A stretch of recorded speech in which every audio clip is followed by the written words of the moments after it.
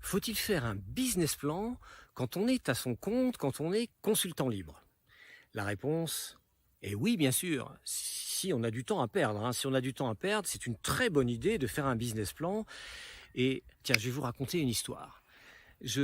J'échange avec une apprentie consultante qui sort d'un des grands cabinets de conseil, un des 4 plus grands cabinets de conseil au monde que je ne citerai pas, et qui veut se mettre à son compte, qui veut devenir consultante libre.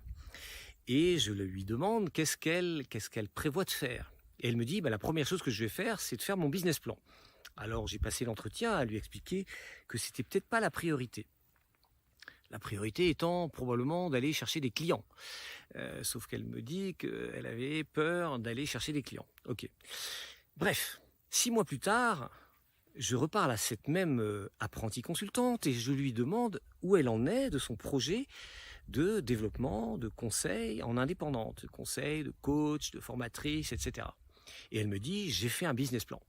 J'ai dit, super, et combien tu as de clients? J'ai toujours pas de clients. 6 mois de perdu pour cette fausse piste, car quand on est consultant à son compte et qu'on démarre comme consultant libre, faire un business plan, c'est une perte de temps. La priorité, c'est d'aller chercher des clients.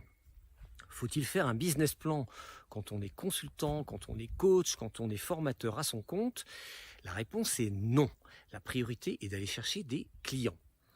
En fait, quelque chose qui est assez contre-intuitif et qui est souvent pas tout à fait perçu et comprise par les apprentis consultants, ceux qui ont eu déjà une belle carrière en entreprise et qui ont de l'expérience et qui savent des tas de choses, c'est qu'il faut sortir de sa tête et qu'il faut aller sur le terrain. Comme disait je ne sais plus trop qui, un imbécile qui marche va plus loin qu'un intellectuel assis. Aller chercher de l'information sur le terrain. Aller voir des gens qui sont des prospects ou des gens qui vont nous orienter. Donc aller rencontrer du monde, aller voir comment on peut réaliser ses premières missions, ça veut dire du terrain, aller au contact.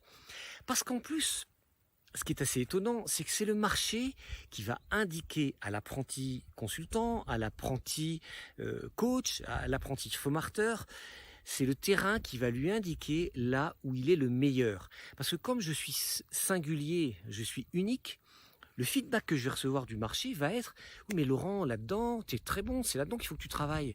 Va là-dedans, j'ai quelque chose pour toi là-dedans. » Et plutôt que partir avec l'idée que le marché attend un beau produit tout vert, parce que c'est comme ça que moi je l'ai évalué dans mon business plan, et quand je vais sur le terrain, le terrain me dit « Ah non, le produit qu'on veut, il faut qu'il soit bleu. » Ah c'est dommage, ça aurait été intéressant d'aller parler au terrain d'abord. Donc la priorité du consultant libre, de l'apprenti consultant qui veut se mettre à son compte, de celui qui sort d'une entreprise où il a appris des tas de choses, c'est d'aller au contact du terrain. Le business plan, faut-il faire un business plan? Fausse piste.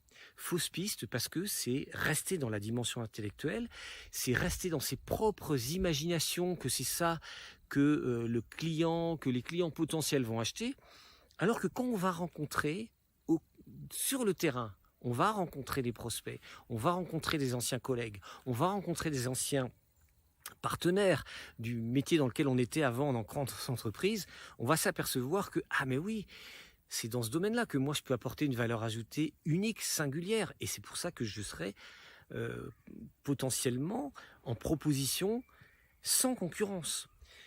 Alors que dans mon business plan, je vais rester dans un fantasme.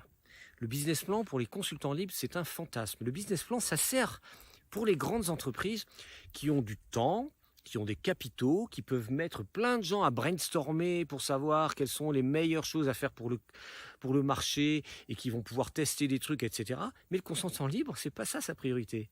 Sa priorité, c'est de trouver rapidement des clients pour remplir la gamelle.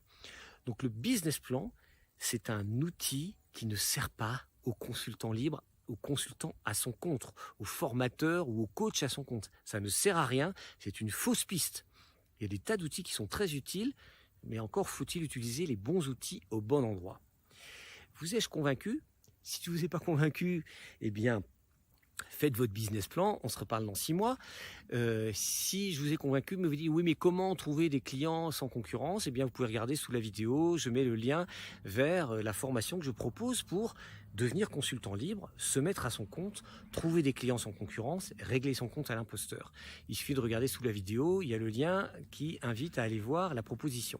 Et puis, vous pouvez également partager cette vidéo si elle vous a plu. À très bientôt sur Consultant Libre.